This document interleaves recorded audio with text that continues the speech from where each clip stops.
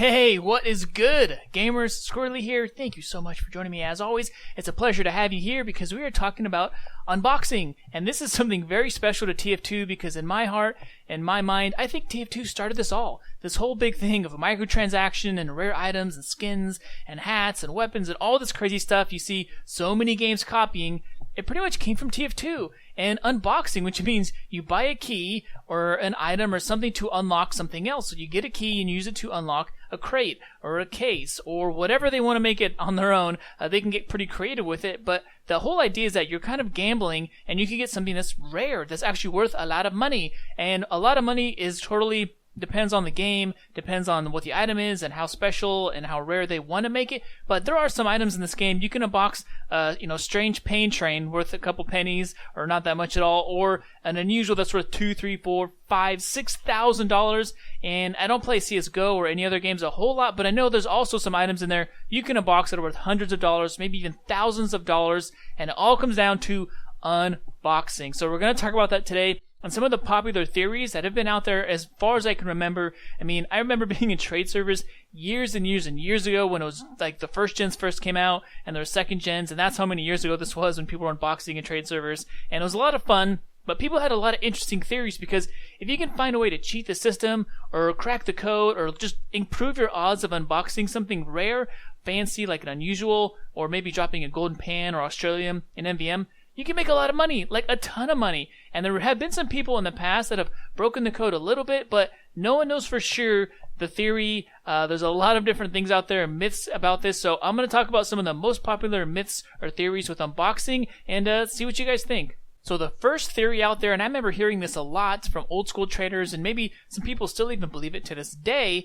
they believe that newer players or people who have done their first round of unboxing have a much, much higher chance of unboxing an unusual. And the idea behind this is if you're a newer player and you're going to unbox something, if you get something nice, something fancy, say an unusual, now you're more invested in the game. You're going to stick around longer. Valve didn't lose any money or anything physical by giving you this. For them, it's just pixels on a computer in a data center. Here you go. Here's some pixels that are worth money. Now you got to stick around and get involved in trading, Steam community market, whatever it may be. So the theory is that it's smart. Like from a business standpoint, it's so smart to have newer players or people who do their first time unboxing have a higher chance of getting an unusual because now you're going to stick around.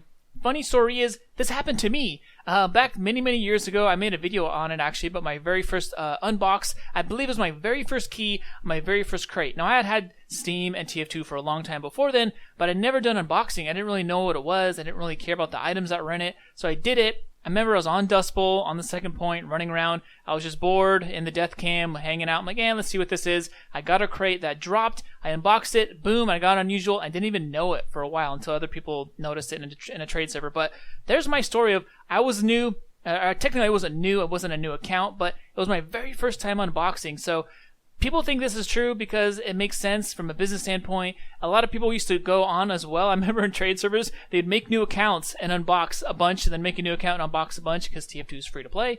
And they swore that, they felt like they had a slightly higher chance of getting an unusual. Now, there's also theories about, well, your IP has to be different or your computer, it goes deep into the rabbit hole if you really want to, but the general theory was that, you have a better chance if you're a newer player or it's your first time unboxing because now you're invested. You got to stick around and play TF2 more and make money for Valve and all that crazy stuff. So I don't know if it's true or not, but it was true for me. My very first crate was unusual, and that is just crazy. The second theory on here is that people would sometimes believe that fresh keys or fresh crates or cases, whatever they were, had a higher chance of being unboxed as well. So for some reason, if you had a crate or a key sitting in your backpack for a long time, you finally used it, there's like some kind of timer or something programmed into the code that it wouldn't have a higher chance of unboxing or a good chance of unboxing. But if you just bought one off the market or you just traded for one or whatever it is, a lot of people would actually buy the case or buy the key at the same time and do it right on the spot, and they swore that this was a higher chance of unboxing.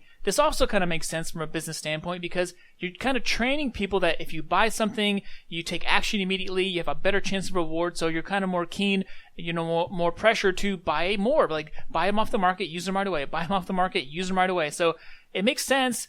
There's no way to prove this is true. Obviously, this would be very hard. You'd have to do an experiment with thousands and thousands of keys and hundreds of people, and it would take forever. And then you could also still just say it's just random luck. Some people would definitely say that I had this key in a crate in my backpack for 3 years. I opened up TF2 for the first time in a long time. I haven't been unboxed in forever. I opened it up and boom, I got unusual with, an old crate and an old key. That can probably happen too. I think I've heard those stories in games. So you never know, but that's another one. People think that fresh keys or fresh crates that have just been bought, they're not tradable yet, they're in your backpack, you bought them from the Manco store, have a higher chance of unboxing. I don't know, not true for me, but let me know, what do you guys think? The third theory that people believe is that the time of day does make an impact. It does have an effect on your chances of unboxing something nice.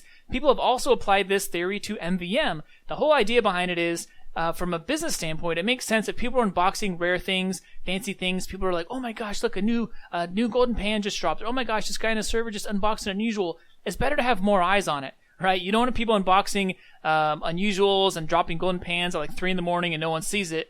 Now, of course, TF2 is all over the world, different time zones. 3 in the morning here is a different time on the other side of the world. We get that, but most people say that they're going off Valve time, which, means things are slow. But Valve time also meaning that they're in America, the United States, the West Coast. So, and that's kind of how they work. That's when they release updates. That's when they put out content. And that's where they do a lot of things is on that time zone. So, the whole idea from a business side would be you have people unbox things, drop golden pans at the peak when there's the most people playing. They're going to get the notifications. They're going to see the person, unbox the unusual, get the pan, whatever, because it's smart business. It's free advertising. You want people to see, wow, that's crazy. I want to go play MVM now. Or, wow, this guy unboxed an unusual. I'm going to do some unboxing. So technically, you could make more money as a business by just showing off the fancy things that people get. When there's more eyeballs, there's more people looking at it. So that's another one. Very interesting. I'm not sure if it's true or not. Of course, you could say, I usually see golden pans drop during the day. But then you can also say, well, that's when more people are playing. So there's a higher chance of people getting an unusual because there's more people unboxing, or more people getting a golden pan because more people are playing MVM. So it's really hard to tell. You'll never know, of course, but that's another theory. There are tons of other theories I'm sure you guys could think of on your own, or maybe you've heard from other people, but the last one I will leave you guys with is that some people believe that you have a higher chance of unboxing something nice, high to your skin, unusual, strange, whatever it is, during updates, because there's new content that went out there. And the theory behind this one is that same thing, from a business standpoint, it's smart because say the effects aren't very popular, or the cosmetics aren't very popular, people just aren't unboxing for whatever reason, it doesn't look good because you don't get to see them in game, you don't see people unboxing them, they're not up for trade, they're not on the market, like there's just not any fun energy around it because they put all this effort into making new stuff, releasing it. Valve wants to make money, so why wouldn't you increase the unbox rate a little bit? So maybe the day of the update or the week of the update, we don't know, but a lot of people believe that when there's an update, you need to unbox immediately. They're buying keys and crates, whatever it is, and they're unboxing right away because they think that it's smart. If they're going to have a chance, maybe it goes from 1% to 1.5% or 2% or whatever it may be. But it does make sense from a business standpoint, like I said, because it's better advertising. More people are seeing your new flashy items. It's going to incentivize people maybe to unbox and buy more things from Valve. So that's another theory, the timing. So we never know. I'm sure, like I said, some people get an old crate, an old key from years ago, and they unbox something, and boom, they get an unusual. But a lot of other people say your best chances are when it's fresh, when it's hot. When the algorithm is on your side, you want to go out there and unbox right away. So who knows? Alright gamers, so we will never know unless Valve or Gavin himself comes out and leaks it. The only time I can think of where someone actually did break the code, it wasn't with unboxing unusuals. Actually, technically, we all broke the code during the crate depression. We all were able to unbox unusuals, and it was so easy, one key, one unusual, and that was crazy times. I remember it's like yesterday saying, are you serious? And I wasn't sure what Valve was going to do. I knew for sure they would fix it somehow, but I wasn't sure what they're going to do. I think what they implemented worked out pretty well, actually. So props to Valve. They did a very good job. I think everyone's happy for the most part because it could have been a disaster. But anyways, aside from that one time, there's only been one other person that I can think of that has pretty much cracked the code to increase their chances of getting something. Now, this wasn't unboxing unusuals per se, but they did crack the code, and this is Drunken Fool back when you had to craft, or you could craft a golden wrench. And what he did is he found out the exact time when you could craft a golden wrench. Funny story, apparently he found out from a Valve employee, or he cracked the code himself, whatever it is,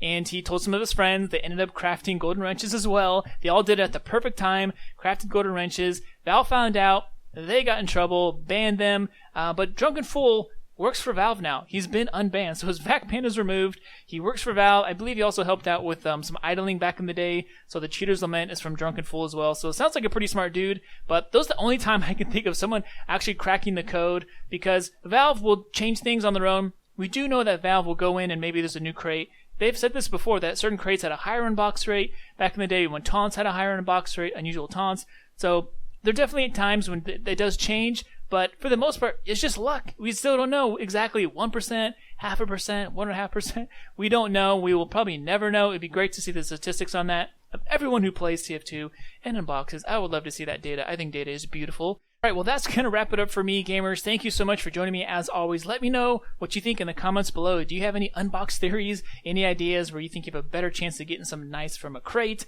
or playing MVM? Because there's lots of them out there. These are just a handful that I thought of, that I've heard from other people, and I'm not sure if I believe any of them myself, but it's definitely fun to think about and have a little bit of a thought experiment, because you never know. These might all be true. None of them might be true. We will never know, like I said, unless Gaben leaks the code himself and tells everybody on his deathbed. But anyways, thank you guys for joining me as always. If you like my content, this is YouTube. You know how to show your support. I will also link you down below to the Steam group so you never miss another video. And yeah, if you guys play TF2, you're in the United States, don't forget to say hi and what's up, and I hope to see you soon. All right, until the next video, peace.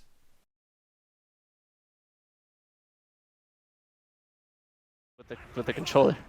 I'm playing Destiny on keyboard. I do have the PS4 version. But Holy God! Holy farm! Why are you trying to kick me? Hello?